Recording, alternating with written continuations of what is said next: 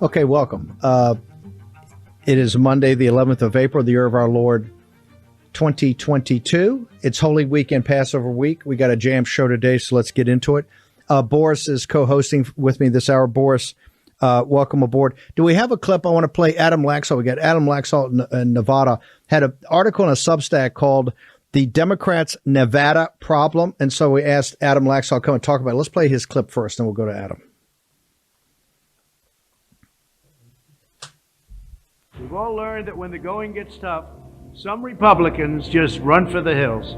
As president, I learned who to count on in the fight to save our great country. And there's no one more trustworthy in Nevada than Adam Laxalt. He served our country in Iraq, and he was one of the toughest AGs in all of America. Adam Laxalt always puts America first and has my complete and total endorsement. I'm Adam Laxalt, and I approve this message. Boris, you know this from all the work that you did and continue to do on the 3 November project. You were out there immediately in Nevada. Adam Laxalt's a stand-up guy for us, right? He was one of our fire breathers out there. And by the way, Nevada may be the worst state of all, but it's so Democrat controlled. Tell me about Adam Laxalt before I bring him on. No doubt about it, Steve. Adam Laxalt's been there for us from the beginning. He's been with President Trump. He's fought for us. He stood with MAGA, and he's full on MAGA, and that's why President Trump has given him the full-throated endorsement. Adam fought hard after the election in Nevada, and as you said, Steve, Nevada being one of the, if not the worst states in terms of election fraud in 2020, and there's a lot to choose from. That's a high bar. Wisconsin, Arizona, Georgia, Pennsylvania, Michigan. Nevada is right up there. And Adam never took a step back, fought right to the end, and he's going to do that when he's in the U.S. Senate. And obviously, that's a vital seat for us there in the Senate to take over and for Laxalt to become the 51st senator. The current senator there is a total far, woke, left-wing liberal. We cannot allow for her to remain in place. This is going to be a red wave. Laxalt's the guy we need.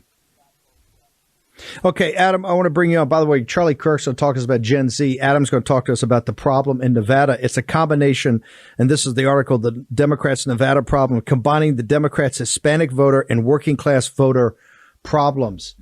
Adam Laxalt today, Joe Scarborough starts off his show. He's in full meltdown saying how the new revelation of them that with all this woke progressivism and the education system and the corporations, turns out they finally wake up to the fact that African American and Hispanic families are very, very traditional and very, very conservative.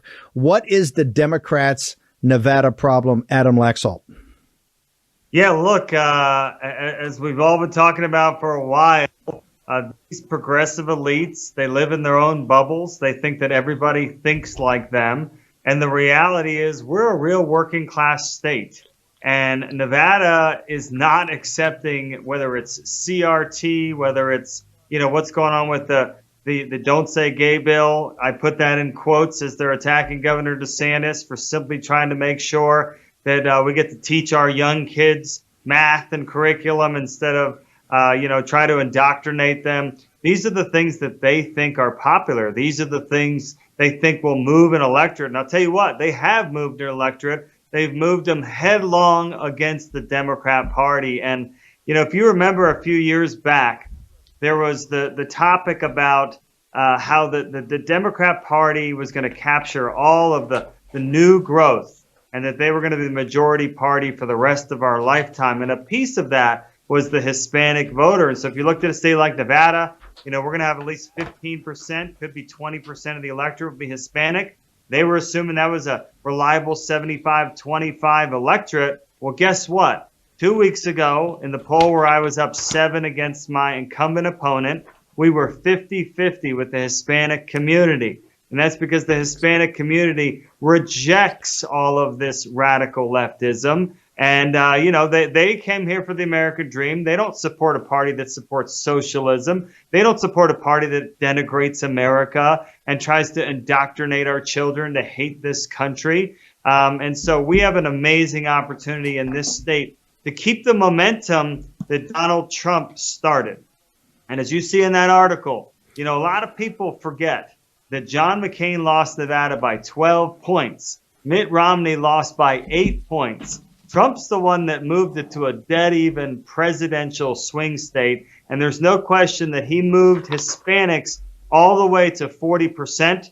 And it's our job to keep that base and, push it all the way to 50-50 for November of 2022. What is the I want to talk about the woke policies, this issue that DeSantis is jamming them up on in Florida. Also, the Supreme Court justice that obviously is soft on traffickers and on child porn, and really the underpinnings of child porn, which is the torture and exploitation of and rape of infants. How is that going to play against your opponent?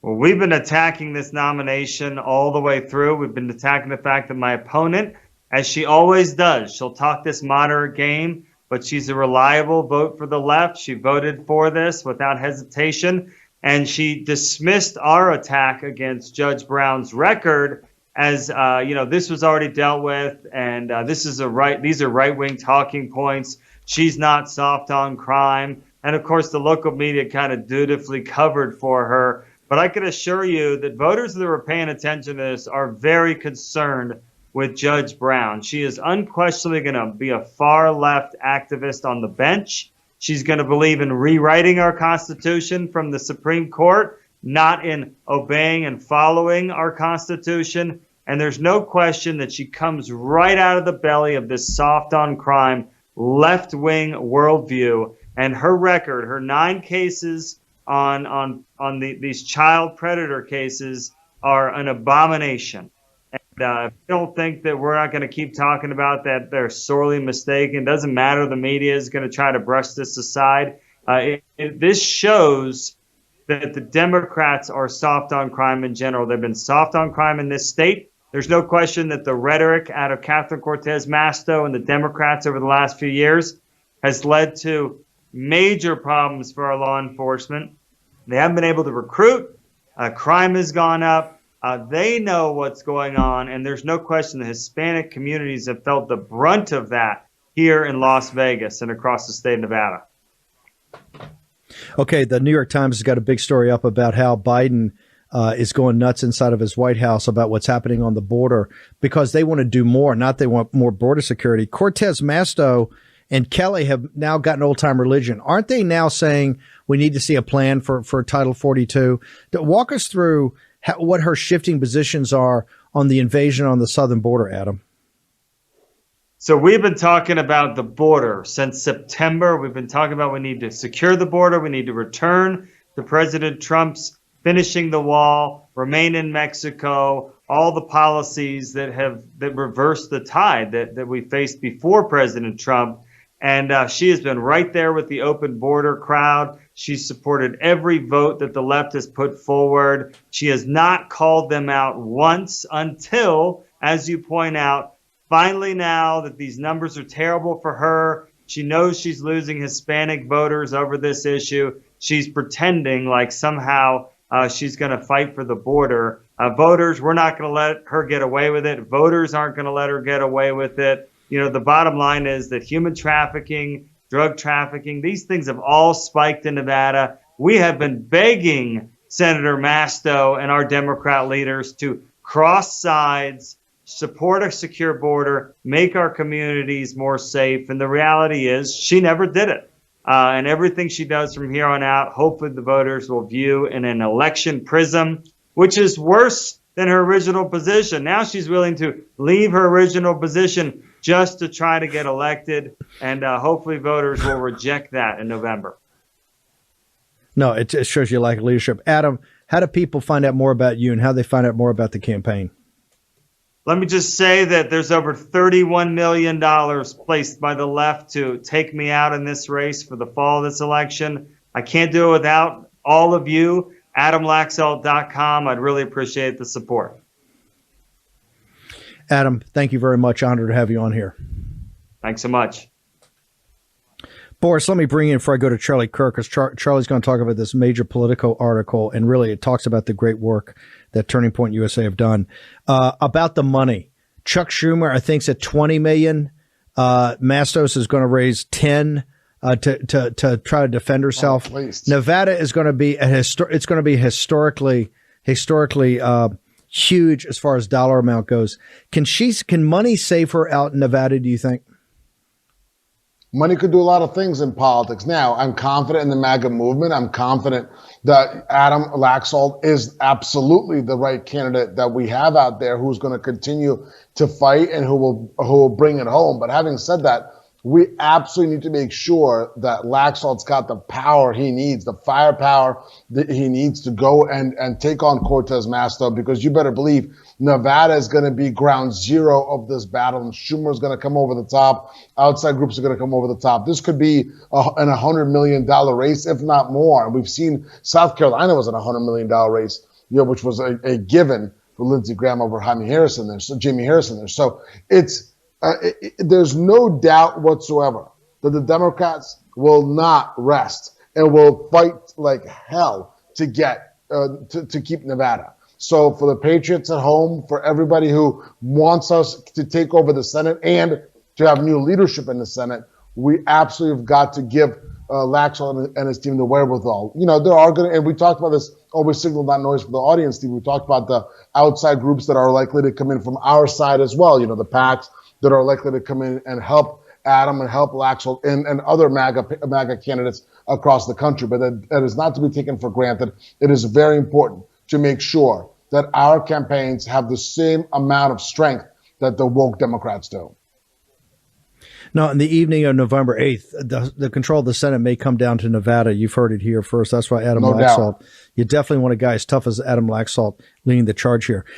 I want to go to Charlie Kirk, and if we can get the article in Politico. Charlie, a lot of people know Charlie as kind of a thought leader as far as the populist nationalist movement. He's got a podcast, radio show. He does media all the time. One of the most articulate guys we've got in the movement. But he's also founded an organization, Turning Point USA, that is really, and remember, this is a convergence of demographics: the Hispanic, the African American, the Asian American, particularly Chinese. We are a inclusive nationalism and a participatory populism. What doesn't get a lot of talk is the younger generations, Gen Z, and it's the reason is the Democrats consider that their own. It couldn't be farther from the truth. And here's what I love about this article, Charlie. They've hit the full-on panic button right now. They're sitting there. They think their go-to in 18 and 20 were Gen Z. It turned out that's not totally the case. But your guys, the pick and shovel work that Turning Point USA has done has really, you're up in the Democrats' grills and they are panicked. Walk us through what this piece is saying and what the reality is. Charlie Kirk. Yeah, this piece is about kind of the left-wing pollster, the whisperer for young people, John Della Volpe, from Harvard. And he's a pollster. He wrote a whole book around Generation Z, and he's basically pulling the fire alarm and telling Democrats that you do not have the support amongst younger voters that you think you have. He said they're not as ideological as they were in years past, which would be a big surprise to a lot of people. We're seeing this happen on the ground, Steve. We're seeing this week. I'm going to Boulder, Berkeley, and Cal State Fullerton in a span of 3 days. And the biggest problem we have is we can't find rooms big enough to be able to fit all the students that want to show up to our events. So I know that they're not as ideological to the left as they were even 5 or 6 years ago. But they're also realizing that a lot of the promises of the regime aren't just, they haven't improved their life, they're actually making their life harder. It's making their life worse. And so there's 3 things that we at Turning Point USA believe is fundamental towards trying to create good citizens. And this is what every single conservative running for office needs to talk about when they talk to younger voters. And it's not overly complicated. We need to make it easier to own property. We need to make it easier to get married and have children. Those are 3 what we call conservatizing events. And the Brookings Institution, a left-wing think tank, agrees with us. When those 3 things happen, people become far less left-wing. They become more responsible of their country and better citizens. And so what you're seeing in this piece, though, is that younger voters are saying, yeah, I might not show up and vote at all. And Virginia was a canary in the coal mine on this, where younger voters did not show up in big numbers. And so, Steve, there's this massive opportunity for the America First MAGA movement candidates to win over a generation that otherwise would have been really kind of thought to be or positioned to be a far left-wing voting base. Without a vibrant youth movement, the Democrat Party, they cannot win another national election, period.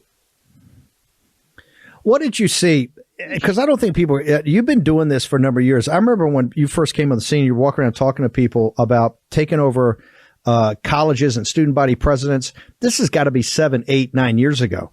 What did you see at the time that would lead now that this is a major arrow in the quiver? This is a major weapon for MAGA right now. In fact, I keep saying that this, combined with African American, Hispanic, working class, and Chinese and Asian America, is what's going to allow us to destroy the Democratic Party in November, not just defeat it. What did you see years ago that would lead us to today of what was in this generation, these couple of generations, the younger ones, that people on the right had just written off? Yeah, I saw a tension between the theoretical and reality. And that really is kind of what happens on college campuses, is they spend all their time talking about how men can become pregnant and about how America's an awful country. Spend a lot of time in the clouds, but very little time actually in the reality of how a human being operates in their life. And so I saw this amazing opportunity of not just the nonsense of the ideology, but of how inconsistent it is with a human being that wants to flourish in the world. And this is something we educate on at Turning Point USA. We're first and foremost an educational organization. But at Turning Point Action, our social welfare political arm, I could tell you, Steve, that we saw a political opportunity here that I thought most Republicans wrote off. So what we're seeing right now, and you see this in this piece, is they're trying to get Democrat politicians' attention, saying, hey, like arguing endlessly about these nonsensical issues of taking down statues or defunding the police, it's not resonating with younger voters. In fact, a lot of late 20-somethings and early 30-somethings are saying, wait a second, I've given you political power since I could vote for the last decade, since I was 18 years old. I can't buy a house. I can't afford my car payment. I can't afford my student loan payment. And they're right, Steve. So the question is, are we as Republicans or let's say America Firsters, are we going to say, okay, the solution is just cut corporate taxes and walk away? Or are we going to try to create a national recovery plan, which I believe is necessary? I've been arguing that for quite some time. A national recovery plan will start with admitting that our COVID policies, first and foremost, hurt young people unnecessarily. It will talk about how inflation crushes younger workers disproportionately, and how this generation is inheriting a set of economic circumstances that is less desirable in a country that's less free. Just saying that, I think, would be a double-digit increase for Republicans' chances in November. And then talking materially how you're going to make it easier to do those three things: buy a home, get married, have kids. Charlie, I just want the audience to know, you're going to be in Berkeley and Boulder, and you've got to get bigger auditoriums. First off, you must have a Praetorian Guard of security when Charlie Kirk goes on these campuses. And how are you packing audience attendance halls, or how are you packing auditoriums when I keep hearing there are no conservatives on those campuses? It's not true. Well, first of all, I have a beautiful Dutch Shepherd that travels with me. And the left, it doesn't matter how many people you bring. They see one Dutch Shepherd, they run. It's pretty, I'll tell you what. So Mr. Briggs will be coming with me to Boulder and Berkeley. And we have some great security as well. But they're welcome to come say hi. But yeah, look, this is true, Steve. I'm going to Berkeley, and we're going to have hundreds, maybe thousands of kids that can't get into the room. Same thing at Boulder. And look, I'm not trying to give anyone any delusions of grandeur. It's probably a majority liberal campus for sure. But I think the delta between far left-wing activists, open-minded, curious, and the conservative kid, the quiet conservative kids, is way closer than people realize. And I got to credit one person for this that is not an ideological person, but his courage, his bravery, and his charisma have been unbelievable. It's Joe Rogan. I call most young people are in the bucket, the basket of Joe Rogan voters. Most. They might be more libertarian on social issues. I'm not. That's fine. But they don't like the woke stuff. They want different ideas. They generally support free speech. They want to work hard. They want to live a good life. They're willing to, crack a joke once in a while. 60 to 70% of young people, I believe, fall in that category. And the Democrat Party isn't just not speaking to them. They're actively isolating them. Charlie, I know you're still in the fight with Twitter. Walk us through your social media. How do people follow you? How they get to Turning Point? How they find out about these events at Berkeley and at Boulder? We are still in our fight with Twitter. We refuse to bend the knee. We refuse to participate in their stupid show trial. They can subscribe to our podcast. Every phone has a podcast app. You guys open up the podcast app, type in Charlie Kirk Show. Helps us a lot. We're on Getter. We're on all the sites. We're on Parler. We're on Rumble. They can follow us on Rumble as well. I tweeted something that was deemed hate speech by Twitter. They say press the red button, you get your Twitter account back, but just acknowledge you violated the hate speech policies. We didn't, so I won't. If they want to join us in Boulder or Berkeley or Fullerton, it's tpusa.com/tour. We're going to have a lot of fun. And then I'm going to University of Wisconsin-Milwaukee with the great Candace Owens next week, brought to you by USA. So we're doing a lot, Steve. We're going places where conservative, nationalist, populist, people who love the country otherwise would not go, and we're having a lot of success. Amen. By the way, your fight with Twitter. Everybody's got to go and get Charlie's podcast. It's you can't miss that. Charlie Kirk, thank you very much for fighting, brother. Thanks. Thank you. See you soon, Steve. Thank you. Boris, the problem in Nevada and Charlie Kirk, which is principally a Hispanic working class and middle class problem. We had Morning Joe on this morning. We started the morning show with that. We had Vernon Jones. We had Royce White, African Americans. Now Charlie Kirk with the youth vote. This is about our policies are resonating with people. Boris, now's the time I keep saying we got to press the bet. We got to go all in. This just can't be a big victory. This has got to be take down the Democratic Party by taking away some of their core constituencies that they've owned for decades and decades and decades. Boris Epshteyn. Steve, 1,000%. This is our fight. This is our fight to win. Our time to win it is now. And we're not winning. We're not just winning with one segment of the population, right? We're winning with Hispanics, with African Americans. We're winning with the youth. And the reason that the younger voters are going MAGA is because they're seeing what's happening with this country. The younger people have taken the younger vote for granted for a long time, and you've got to give credit to Charlie Kirk for jumping on this. Now, you're right. About 7-8 years ago, the younger population gets older quicker now in this world. Because of social media, because of their exposure to information, to news. It's no longer, there's only 3 channels and people stay, teenagers forever, and then they start growing up. To paraphrase Winston Churchill, right? If you're a conservative in college, you have no heart, and if you're a liberal and working, you have no brain. That doesn't apply anymore because people are getting their information younger, and also they're starting to participate in the real world younger. And when you participate in the real world, there's no ideology that fits what you want to accomplish more than MAGA. MAGA is the ideology of opportunity. It's the ideology of getting ahead. And it's the ideology of putting America first. And also, think about it. The left has jumped the shark so hard on men having babies and they're having 57,000 genders or whatever it is, and completely eradicating social norms, that they've managed to turn off a lot of the younger voters, a lot of the younger activists, because again, young Americans are not dumb. And a lot of young Americans are growing up more and more religious, again, because they've got exposure to religion younger maybe than they have in the past. So all that combined is creating an absolute disaster for the left and a huge amount of opportunity for MAGA and the right. But we've got to capitalize on that opportunity by putting forward MAGA candidates, and also, as we keep talking about, by not taking any steps back on redistricting and other fronts, because no matter what what sector a voter fits in, whether it's a younger voter or it's a Hispanic voter, African American voter, they want fighters. And if we're fighting, we're going to be winning. I want to go now to another rising star in Arizona, someone that Boris introduced us to months and months ago, Eli Crane. We have an exclusive up in Warm right now about the betrayal at the border. Eli Crane, you're running for Congress in Arizona. Give me the theory of the case. What is the betrayal at the border, sir? Well, Steve, it's so many things. Basically, what we got going on down here in Arizona is we've got a dumpster fire that's about ready to have gasoline poured on it as we remove Title 42. One of the worst things about it is some of the agents' leadership out here said that the CDC didn't even notify them that this was going to happen. They had to find out on the news like everybody else. And you're going to see numbers of border crossers, illegals coming across at a much higher rate than you have before, and that's going to increase the amount of drugs coming across the border, the amount of gangsters coming across the border, the amount of sex traffickers coming across the border, on down the line.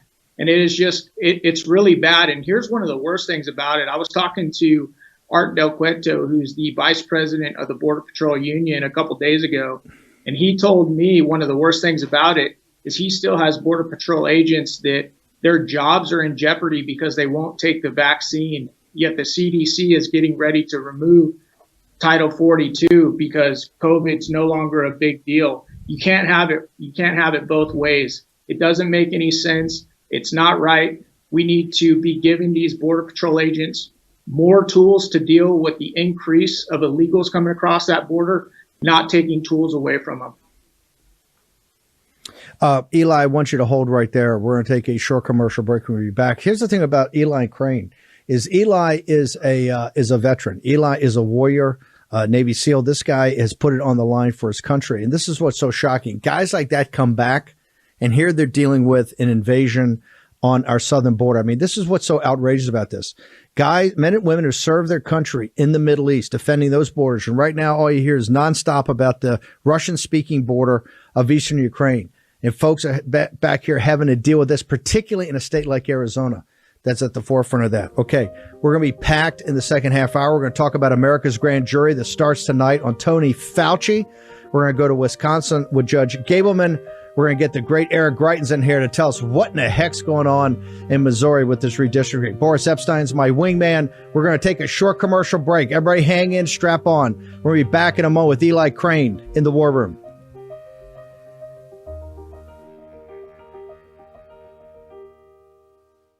War Room Battleground with Stephen K. Bannon. Okay, we're going to go to Wisconsin and Arizona, but first I want to go back to we're going to go to Missouri and Wisconsin. First, we're going to go back to Arizona. Eli Crane. Eli, what is the Democrats' position? How are they defending? Because this is a flat-out invasion, and we keep saying this is going to be the first article of impeachment on Joe Biden. What is the defense down there when you see him on the campaign trail? They don't really have a defense, Steve. Their strategy seems to be to completely ignore it. And when that doesn't work, throw the racist card. This is a really big deal down here. Arizonans really care about it. We need to return to Trump-era policies. We need to support our agents down here. And we need leaders who actually care about what's going on our southern border. Okay. Eli, did you ever think that you'd get back from overseas and that you'd have an invasion here on the southern border? You'd be running for political office to stop that invasion? In a million years, you think that would have happened? Not a chance, Steve. I never wanted to run for political office. Matter of fact, in my last deployment in 2010, I was excited because I believed I was done fighting. But I've got two little kids, a 14-year-old and a 10-year-old. I'm not going to sit by and watch them grow up without the freedoms and liberties and protections that you and I enjoyed. We're going to give this thing one hell of a go. And if people want to support us, they can go to elifораrizona.com and support us there because we're going to need it. Eli, you've been a warrior and a hero your entire life. So thank you for stepping up here and jumping into the political fray. I know how nasty and dirty it is. Eli Crane, thank you very much. Thank you, Steve. Okay, we got Curtis Hill. Let's bring in Curtis Hill. Tonight kicks off America's grand jury. I want everybody in the audience to focus on this. It's a very unique concept. It's actually going to be a grand jury investigation of Tony Fauci. And remember, we've been talking about this book, The Real Anthony Fauci, for many, let me get it up right there. The Real Anthony Fauci. We've been talking about this book for 6 months. We've had Robert F. Kennedy Jr. on the show. We've had so many experts, Dr. Malone, everybody on here to talk about what Fauci's done. Tonight starts a process of a concept of a grand jury, what a grand jury would look like, and what the American people would need to do, what information you would need to put forward to actually get convictions, or I should say potential indictments on Tony Fauci. Curtis Hill is the former Attorney General of the state of Indiana. He's actually running this grand jury tonight. We're going to give you the links how everybody can get to it. Curtis, walk us through what exactly do you hope to accomplish? It's 5 nights in a row. You're going to start with Robert F. Kennedy Jr. tonight as the first witness. When we talk about America's grand jury, just walk us through what you're doing.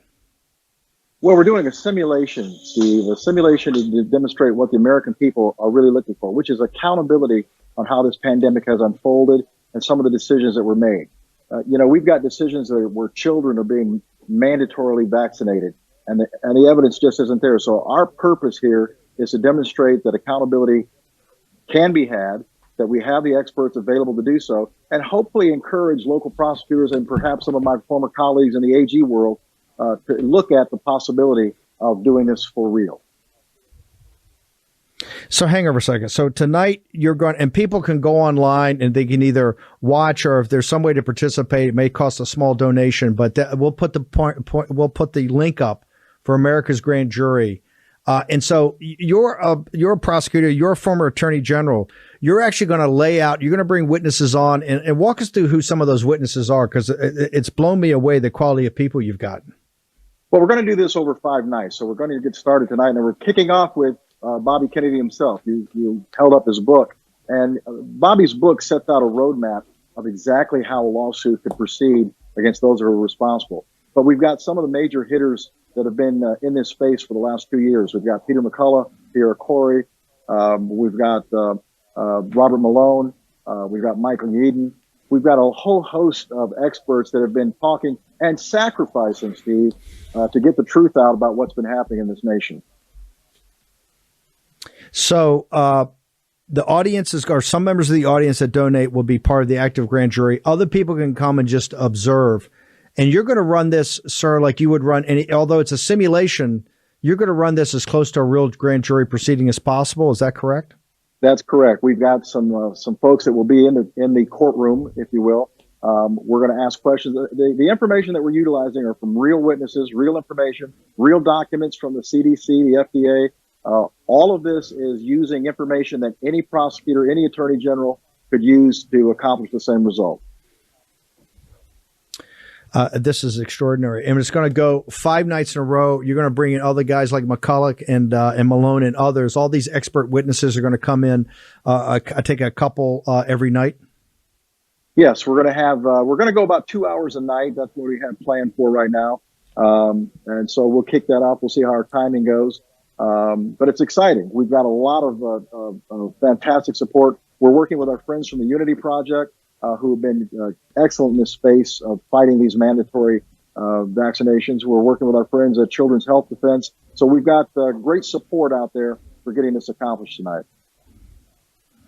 In fact, I think if you go to Children's Health Defense TV is where one of the links are to America's Grand Jury. And by the way, Unity Project and Children's Health Defense put on this rally yesterday in L.A. that blew me away. To get folks to attend anything on a Sunday, a beautiful Sunday in L.A. is tough.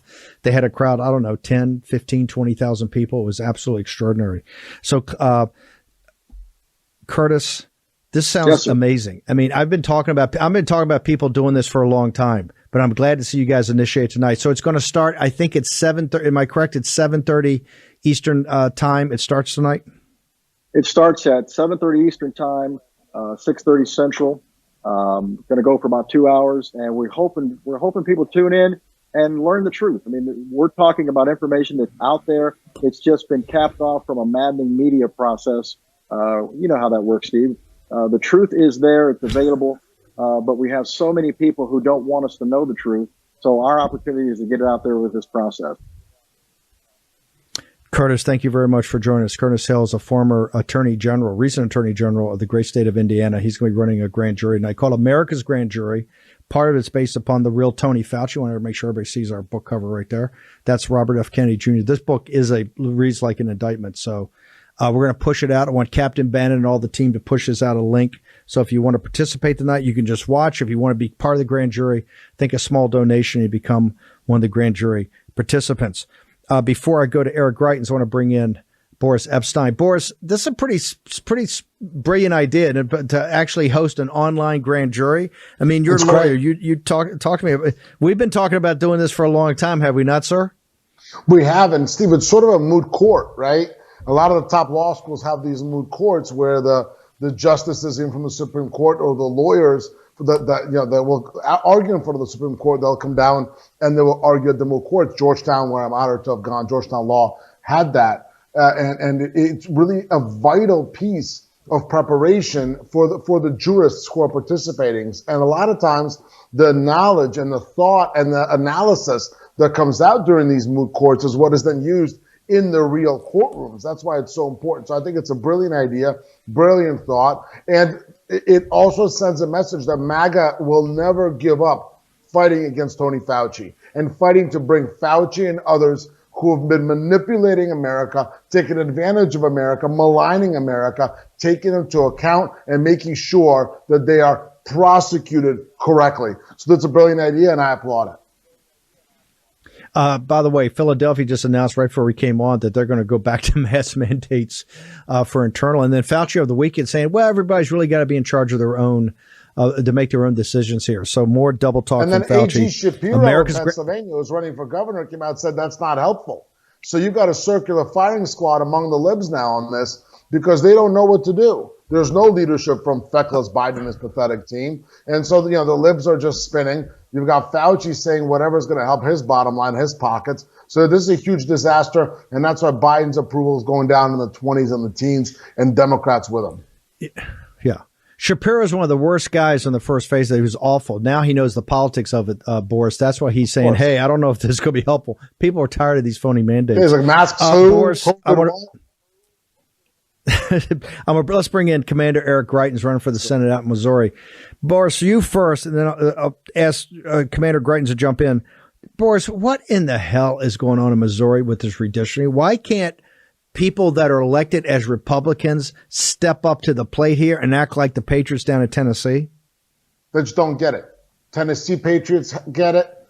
Kansas Patriots get it. Louisiana Patriots get it. And Governor Greitens, who I'm supporting wholeheartedly for the U.S. Senate, he gets it. But the rhinos in Missouri, they don't get it. The rhinos in Florida, they don't get it. The rhinos all across the country don't get it. And that is why we need MAGA patriots in the Senate, like Governor Greitens, MAGA patriots in the House, like Eli Crane. We need, and Adam Laxalt in the Senate as well. We need MAGA in control. And also, what's going on with redistricting in Missouri and in Florida proves that it's not just the federal Senate and House. We've got to make sure we're electing MAGA to the state legislatures, because that's where a lot of the heat takes place, both on redistricting and on the elections. Commander Greitens, join us now. Please help me. When I'm saying they're asking to go to the courts, what's the state of play in Missouri, sir? Well, here's the state of play. Right now, you've got rhinos who are stabbing not just the people of Missouri in the back, they're stabbing every conservative and every patriot around the country in the back. The situation in brief is that we have 8 congressional seats in the state of Missouri, and we should have a 7-to-1 map. 7 Republicans and 1 Democrat.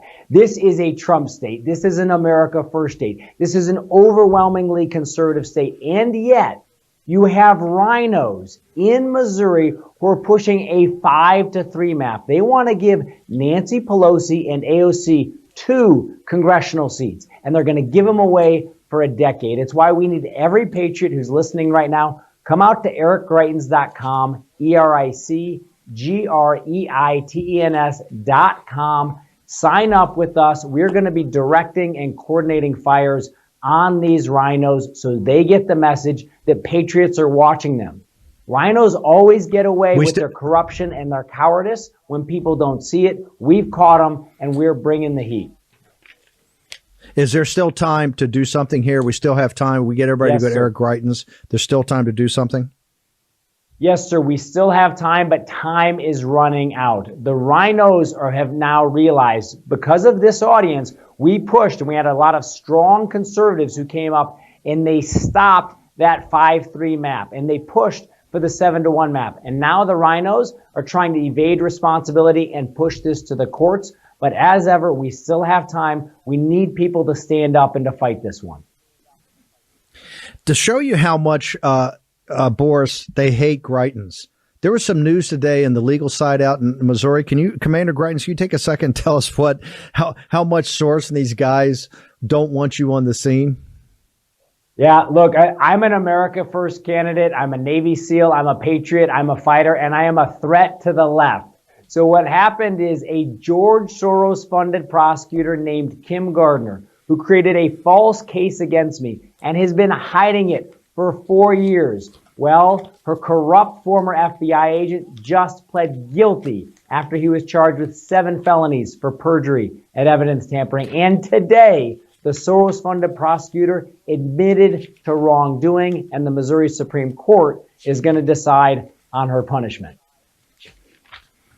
Wow. Big victory today, Commander Greitens. I know you've been fighting that one. One more time, Commander Greitens, how do people on this fight to make sure that we get the 7-to-1 redistricting, where do they go? Yeah, come on out to ericgreitens.com. It's EricGreitens.com. Sign up with us there. We're going to continue to fight this all the way. It's time for us to take our country back. And we know that when courageous patriots around the country do that, we send the left running, and we also let the rhinos know we are sick of them stabbing us in the back. We're going to win this fight, Steve. Commander Greitens, thanks for joining us tonight. Yes, Before sir. I bring in Judge Gableman, Boris, I think Soros hates Greitens more than he hates Orban. I mean, this announcement in Missouri Day, pretty big announcement, right? It's a huge deal. And here's the interesting part.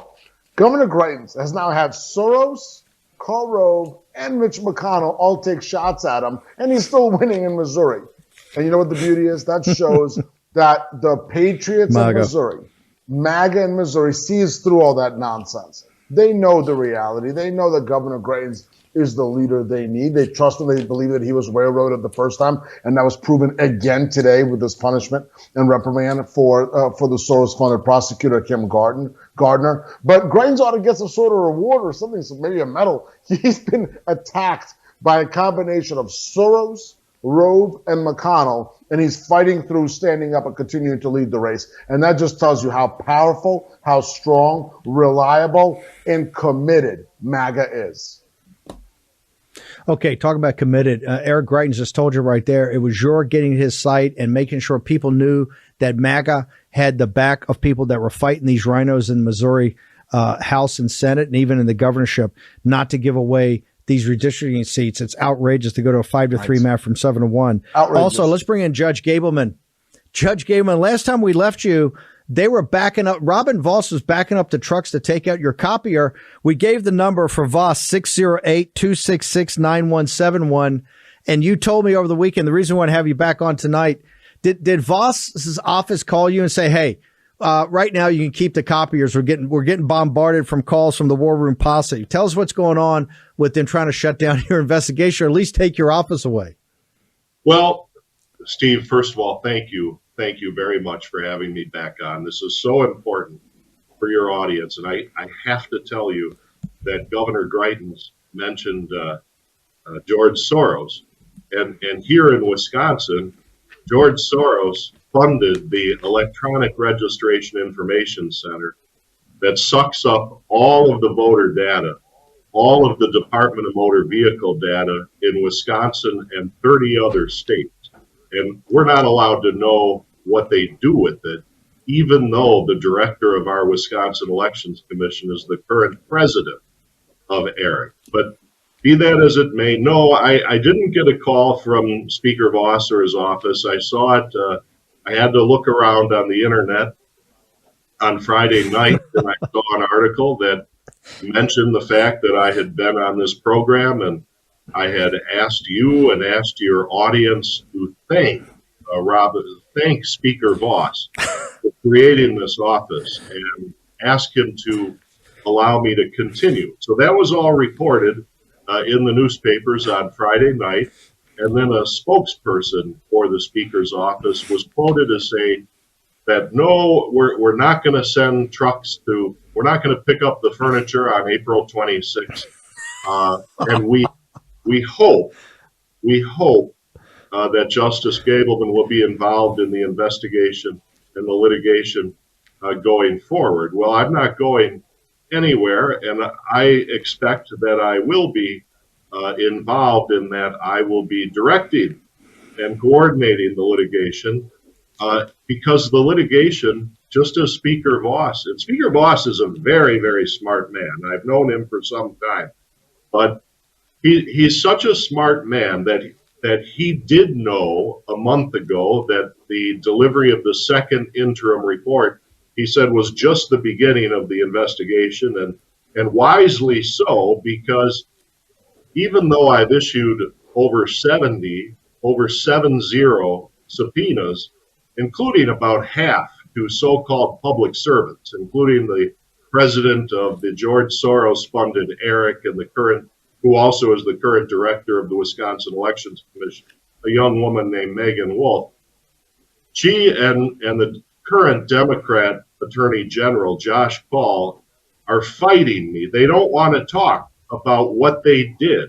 Ms. Wolf does not want to talk about what she did during the election and with all the illegal conduct that took place. And that, quite frankly, Megan Wolf opened the door to that illegal conduct and made it possible in many instances. Now that someone in a position of authority is asking her to be accountable for it, she will not. She's too afraid. She's too afraid to come forward to answer the question. She takes little pot shots at me on the internet, or she went on some friendly Democrat media, leftist media, and took some pot shots at my conclusions. But my God, if you take the position that you ran, as she does, she claims to have presided over the best election in the history of this country, even though she doesn't dispute that she and her commission engaged in illegal conduct. That's a matter of fact. That's not a matter of opinion. Well, let's talk about it to make sure that it doesn't happen again. And Speaker Voss knows that those subpoenas have to be given effect. And I'm fighting in court around the state to give effect to those subpoenas, to require, Mayor Corey Mason, the big-time Democrat who took the lead in bringing in the Zuckerbucks and David Plusplatt. Judge, we've got a hard out. We got to bounce real quickly. We're going to get you back on tomorrow, the next day, because we want to go into details and any other assistance this audience can give you with complimenting Speaker Voss. We're there, Judge Gableman. So thank you very much. Look forward to having you back on tomorrow night. Judge Gableman up in Wisconsin, fighting the good fight. Boris, 20 seconds. Give your social media so people follow you. BorisCP.com, the website's on fire. At BorisCP on Getter, hot. At BorisCP on Twitter. At Boris Truth Social, the hottest. Boris in the Scrubs time. Stay strong. God bless. See you tomorrow. Besides having Judge Gableman back, Boris is going to give a complete briefing on the map in the calendar for this primary seasons. 60 days of pain are coming up in the Republican primaries, and we're going to map it all up for you.